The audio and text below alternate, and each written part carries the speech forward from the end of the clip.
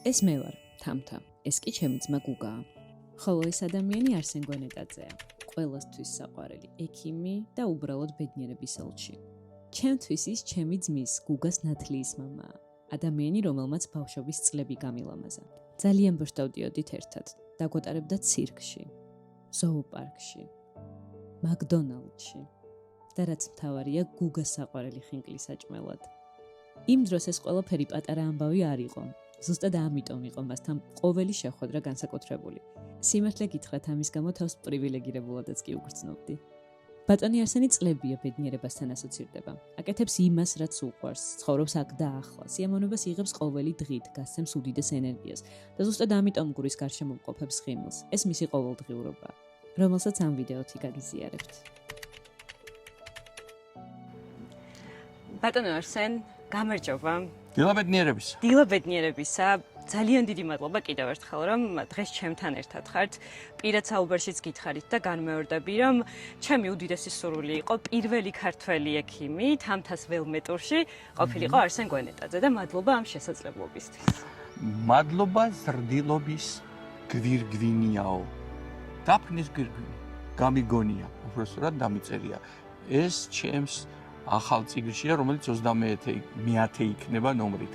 მანამდე კი აქ მედიათეკასთან მდგავართ ვაკის, სადაც ხედავთ ჩემი ძეგლები, სიცოცხლის და სიყვარულის ჩახუტება, ეს ბატონ მაესტრო სკულპტორ გია ჯაფარიძესთან ერთად. ეგ ჩემი პირადი გახლავთ. აი ეს სკამები, ბაღის სკამები, სიყვარულს, ბედნიერებას, მეგობრობას, მასწავლებელთა მადლიერებას და სიცოცხლის სურვილს და წყურვილს ეყრდნობა და ეძღუნება ამავე დროს. ბევრი წელია ისინი დგას აქ. ბიბლიოთეკაში კი 28 ჩემი ტომეულია. 29 ჯერ არ შემიტანია, 29 ჯერ არ გამოსულა. სულ ეს არის. ახლა შეგვიძლია გავყვეთ გზას. გავყვეთ, გავისეირნოთ. კი ბატონო. თქვენ ხართ ადამიანი, რომელიც ყოველდღე სიცოცხლეს ქმნის. მაგრამ პარალელურად ხატავთ, წერთ, მონუმენტებზე მუშაობთ, გამოფენებს აწყობთ და ამ ყველაფერთან ერთად კოსმოსში მოგზაურობასაც გეგმავთ. მაინტერესებს, როგორ იტევს ერთი ადამიანის 24 საათი ამ ყველაფერს. ცხოვრება ესია, ჩემი ხედვით. მიეფერები, მოგეფერება. შესტირებ, შემოგტირებ, შესწუწუნებ, შემოგწუწუნებს. წაეჩხუბები, წაგეჩხუბება. ასეა დროც. თუ მე ვფლობ მას, ერთ დღეში კი არა, ერთ წუთში შემიძლია ჩემი სამყარო ცხოვრებისეული ჩემს გონებაში ჩავატიო. ერთ დღეში მთელი ცხოვრება ვიცხოვრო. ხოლო მეორე მხრივ, თუ მე მას სულ განვიცდი და ვამბობ, დრო მეკარგება, უფრო მეტი უნდა მეკეთებინა, ეხლა ვეღარ ვაკეთებ, მაშინ სულ ვარ ამ განცდაში. მარტივად პასუხი არის ასეთი. როცა დროს საჩემოდ ვფლობ, პრიორიტეტებს საჩემოდ ვაწყობ, ჩემი მთავარი ცხოვრების კრედო შეუძლებელი არაფერია, სწორედაც ხდება შეუძლებელი არაფერი. არსენ, ამ დიდ ენერგიას და კიდევ უფრო დიდ სიყვარულს ცხოვრებისადმი რთული პერიოდი უძღოდა. სულ მინდოდა ეს კითხვა დამესვა თქვენთვის, რა იყო პირველი ემოცია, როცა გაიგეთ, რომ სიმსივნის დიაგნოზი დაგისვეს.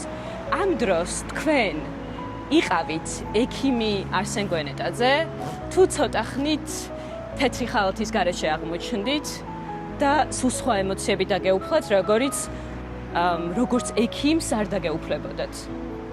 ახლა ძალიან კარგი კითხვაა. სხვადასხვა ჩემი კიბოს დიაგნოზის დასმის მომენტი აღწერილია დოკუმენტურ ფილმში, რომელსაც ქვია სკოლა ცხოვრებისა. ამ პერიოდში დამემართა ეს კიბო. ვახტანგ კუნცევ-გაბაშვილია ამ ფილმის ავტორი.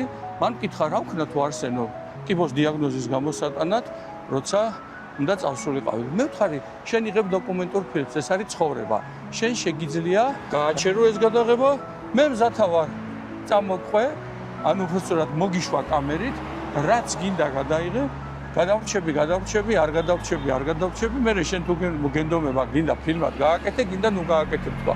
მანაც მიიღო გადაწყვეტილება და ყველა ერთი ოპერაცია კიბოსი, მე მისი გართულება უამრავი რამ გადაიღო და მე ეს ფილმად, დოკუმენტურ ფილმად დღესაც არის. ემოციები სხვადასხვა, დიახ, როცა პაციენტი ხარ იქ უკვე ექიმობა, კი მეხმარება იმაში, რომ ოპტიმიზმში, რომ ვერ კვევი რა უნდა მოხდეს, უფრო მეტად, თუმცა ვფიქრობ, რომ ერთ-ერთი ყველაზე, ასე ვთქვათ, ემოციური სირთულე იყო, რომელმაც მნიშვნელოვანი ხედვა გამიხსნა ცხოვრების. მნიშვნელოვანია არა დღეებით ვამდიდრო სიცოცხლე, არამედ სიცოცხლით ვამდიდრო დღეები. ანუ ერთ დღეში ვიცხოვრო ბევრი სიცოცხლე, ასე ბჭყალებში. და ეს ვფიქრობ საკმაოდ კარგად გამომდის ჩემი ცხოვრების ველს რომ გადავხედავ უკან გავლის, შვენივრად ჩანს. სულ ეს არის. ბრძოლის გზა და რეაქცია დამარცხების შემდეგ, როდესაც სიმცივნე დაამარცხეთ. ის ესეთი. საერთოდ დიდად არ ვცემ პატივს დავამარცხე, ვიბრძოლე, მაინც და მაინც, თუმცა შეიძლება რეალურად ეგრეც არის.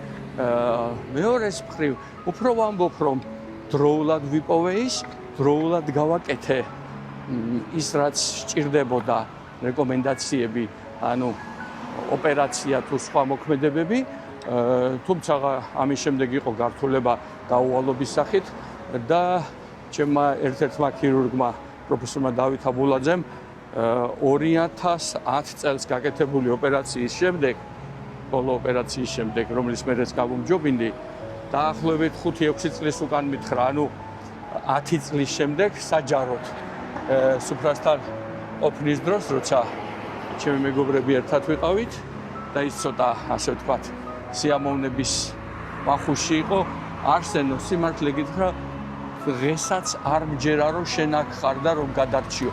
მე მეგონა ოპერაცია რო დავამთავრეთ, რომ შენ ვერ გადარჩებოდიო. მე პირველად გავიგონე ეს სიტყვები, მაშინ ოპერაციიდან 10 წლის შემდეგ და საკმაოდ რთული იყო ეს, სხვათა შორის მე ერთ-ერთ შოუში გაიმეორა ეს სიტყვები მან. მაგრამ ფაქტი ის არის, რომ გადავრჩი და ეხლა იმის გახსენება ჩემთვის მხოლოდ უკან წასვლა და ცხოვრება არის აქ და ახლა, აი ეს მზე ახლა ანათებს, ნახეთ რა ლამაზია სათამბჯენები ჩვენი ქვეყნისთვის. ფიქრობ, შესაძლოა ჩვენი ვიდეო და ეს ნაწილი, სადაც ჩვენ სიმცივნეზე ვსაუბრობთ, იმ ადამიანებმა ნახონ, რომლებიც ახლა გადიან ამ რთულ გზას. რა რჩევას მისცემდით მათ? რას ეტყოდით ამ ადამიანებს? პაციენტებსაც ასე ვეუბნები, რა ვიცი ამის შესახებ, ხედეს გულზე დაგიდებთ, არჩევანი არადანი თქვენია. მე ვიცი ის, რომ 103 ადამიანი ყავს გადარჩენილი კიბოს რთულ მომენტებს, როგორ მთელი ჩვენი კლინიკის არსებობაში ჩემი მოთხოვნით ძუძუს და ფარისებს და ბოლო ხანებში სათესლე ჯირკვლებსაც ვუმოწმებთ პაციენტებს, რომლებიც მოვიდნენ უშვილობაზე. 103 პაციენტს აღმოუჩინეთ დასაწყისის ფარისებრის ძუძუს და 2 იყო სათესლე ჯირკვლის, მაშინ როცა ისინი სრულიად ჯანმრთელები იყვნენ. არც ერთ მათგანს ქიმიო პროცედურა არ დაშირებია დასაწყისში. ჩაიტარეს ოპერაცია და სრულიად ჯანმრთელები დაბრუნდნენ შვილის გასაჩენად. აი რა შემიძლია ვუთხრა, მე თვითონ 6 თვიდან 1 წლის განმავლობაში თითქმის ყოველ 6 თვეში მუდმივად ვიტარებ კვლევებს. გასაგებია მე რომ კი მოგადატანილი ვარ, მაგრამ ვისაც არა აქვს არავინ იცის, ასე ვთქვათ, როდის რა იქნება, ამიტომ წელიწადში ერთხელ ძუძუს ფარისებრის კვლევა სწორედ ამან აღმოაჩინა. ეს რჩევა არ არის, ეს ჩემი სიცოცხლის გაზიარებაა. ვისაც უკვე აქვს პროცესი, რა თქმა უნდა, დღეს 90%-მდე კიბოს განკურნება სხვადასხვა ეტაპებით, სხვადასხვა მიდგომით ხდება. მე კი ვიცი ერთი რამ, რომ თავარი აზრი რაც შემიძლია გაუზიარო არის ის, რომ სიცოცხლე აქ და ახლა არც ხვალ და არც გუშინ. შესაბამისად, დღეს რაც შემიძლია ვაკეთებ იმას, ერთმა განათლებულმა კარგმა გურუმ ასეთი რამ თქვა და ძალიან მომწონს, ჩემს ბოლო წიგნში შევიტანე. განათლებული თვითკმარი პიროვნებისათვის სიკვდილი და სიცოცხლე ცალ-ცალკე არ არსებობს. ეს სიცოცხლის ორი ნაწილია: დაბადება, ამ ქვეყნად ცხოვრება და სამუდამო დაბადება. შესაბამისად, თუ არ შემიძლია რაიმე შევცვალო, მათ შორის მე პირადად არსენ გვერდიტაძემ, მაშინ იმისთვის განმეწყობი, სანამ აქ ვარ, აქ ვიყო და არ ვიყო იმის შიშით, ვაიმე ხვალ არაფერი მომივიდეს. რა მნიშვნელობა აქვს მაშინ ჩემ ცხოვრებას? თუ პირი დღეს აქ ვარ და ცხოვრება კი უჩემოთ მიდის. მე ან მეშინია, ან მივტირი წარსულს. ამიტომ ცხოვრება აქ და ახლაა და მე ასე ვცხოვრ. ხვალ ბატონო რომ თქვენ აი აღარ იყოთ ან ერთი ლექსიც მაქვს. თითქოს ყოველი დღე იყოს ბოლო, ასე ვიცხოვრო მინდა. მე ვიცხოვრებდი ბოლო დღეს ასე. ახლა ჩემი ბოლო დღე რო იყოს. ხო, შეიძლება გაგიკვირდეთ, მაგრამ დიახ, გავაკეთებდი იმას, რასაც ვაკეთებ. თქვენ დამიძახეთ, მე მოვედით, თუ შემიძლია ვაკეთებ. არა, ბოლო დღე რა, სხვა უკეთეს, რა შემიძლია გავაკეთო. თქვენ თავსაუბრობ, აგერ ჩემი მეგობარი შეხვდა თავისი ბავშვით, რომელიც ჩვენი პაციენტიც იყო. იქ შემხვდნენ ადამიანები, ნახეთ ვაკის პარკში, ახლა კიდე შემხვდებიან ალბათ ვიღაცები, გდილაობით რო დავდივარ. ეს არის ცხოვრება, აქ და ახლა. წავედით. მიზანი მშობლად გახდომის ბედნიერება. აი, შეგხვდნენ მშობლები. ერთ სამუშაო დღეში 3-4 ახალი სიცოცხლე. ეს კი ჩემი ნახატი ემოციური ინტელექტია, მისი ნაწილი ემოციების სწორად მართვა და ჩვენი მრავალგზის სერტიფიცირებული ევროპული სტანდარტის კლინიკა, როცა საქართველოში ამაზე არავინ ლაპარაკობდა 2016 წელს გავაკეთე პირველი სერტიფიცირება. მას შემდეგ უკვე მე-6 სერტიფიცირებისთვის ვემზადებთ. ეგ არის ემოციების სწორი მართვა განსაზღვრავს ცხოვრების კარგ ხარისხს. დღეს ახლა მხდის ეს ბედნიერს, აი მთელი ღამის უძილო რო აგეთ. დიახ, მხდის, იმიტომ რომ სიცოცხლეს გიზიარებ, იმიტომ რომ შენ ეს გინდა და შეიძლება ვიღაც ადამიანსაც მოეწონოს. მე კი ძალიან მომწონს. მე უკვე ბედნიერი ვარ. აი ახლა იქ გადავალთ, ავიღებთ ლიტერატურულ საქართველოს, რომელშიც მუდმივად იბეჭდება ყველა ნომერში ჩემი სტატია, ამ შემთხვევაში იქნება როგორ ხარ. და ერთ-ორ ფრაზას წაგიკითხავთ, მე ჩვენ ძეგლს ვნახავთ ზიურის პარკში, ბედნიერებას. მე კიდევ აქვე ღიაცის ქვეშ 2 ძეგლს და სამსახურამდე გვეყოფა. დანარჩენი სხვათა შორის რომ იცოდეთ, აქ დილა ბედნიერების როგორ ხარ? ხო ხარ იმაზე მაგრა ვიდრე ხარ? ხო წაიკითხე გაზეთი. აჰა, ოჩა. წაკითხვისთვის ჯობია. თუ არა ჩარჩოში გააკარი. ბედნიერი დღე მაგარი კაცი ხარ. ანო გოგოს გაუმარჯოს. არა. ანო გოგო მომიტანა. კამფეს დაგიტოვებ, ჯეკა როგორ ახავს?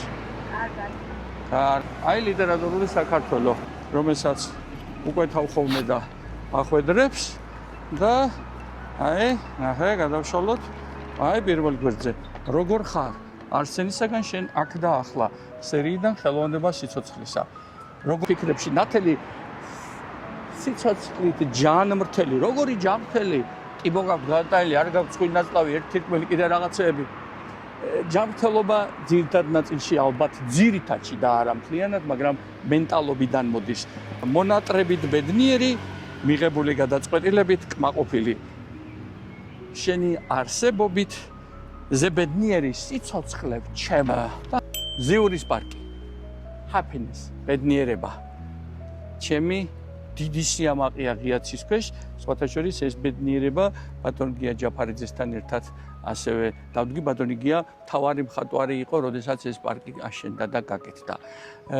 რადგან სიტყვა მოიტანა, გეტყვით, აი ვაკეში სადაც ახლა ჩვენ დავდივართ, ღიაცის ქვეშ ასევე 2 ქანდაკება დგას, ასევე ყოფილ ვაკის ლეჩკომბინატში ჩემი ემპათიის შუქურა, პროფესორ აბულაძის კლინიკაში ფალიაშვილზე ჩემი ემპათიის შუქურა, იქ გალერეაში 2 ჩემი ნამუშევარი, აი ჩიტები მიმოწმებენ ჭიკჭიკები და საერთო ჯამში სამედიცინო უნივერსიტეტში 14 კომპოზიცია საერთო ჯამში საქართველოსა და ბათუმი, ქუთაისი, საირმე, რა ვიცი, უამრავ ქალაქებში ნიუ-იორკიდან დაწყებული ამერიკა, ევროპა, აფრიკა, აზია, ავსტრალიის ჩათვლით პირადად ჩემი ქანდაკებების საერთო სიმაღლემ ჯამურად ეიფელის კოშკის სიმაღლეს გადააჭარბა უკვე 1 წელია. ეს ჩემი ცხოვრების ერთ-ერთი ბედნიერების მომენტებია. 300-მდე ქანდაკებაა, დიდი და პატარა.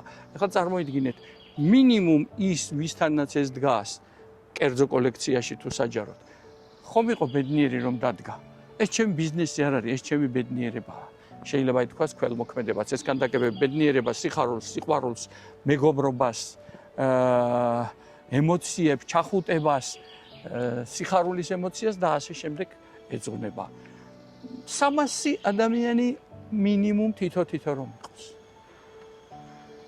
ვინც ბედნიერი გახდა ჩემი არტ ქანდაკებით. ამისთვის ღირდა, როდესაც 2021 წლის პანდემიის დროს 2 აგვისტოს ჩემს დაბადების დღეზე ნიუ-იორკში მე და მარია მაჩიმაკალიშვილმა ბრუკლინში დავდგით პირველი ქართველთა კულტურის ცენტრში პირველი ბედნიერების გალაქტიკა ჩავიტანეთ. რომელიც სამედიცინო უნივერსიტეტში 2 მეტრ-ნახევარი დგას. პალიტრა ჰოლდინგში, საირმეში, ბათუმში რა ვიცი ბევრად. წავედით ახლა. წინ კონფერენცია გველოდება დღეს 4 შაბათია, ბავშვები უნდა დავყო. სიცოცხლე გახდა ბედნიერება, როცა ვისწავლე მისი ფერება, ბედნიერება იწყება იმ წუთიდან, როცა ადამიანი სიცოცხლეს ეუბნება. დიახ, აქ და ახლა ვარ შენთან სიცოცხლეში. ბედნიერი დღე.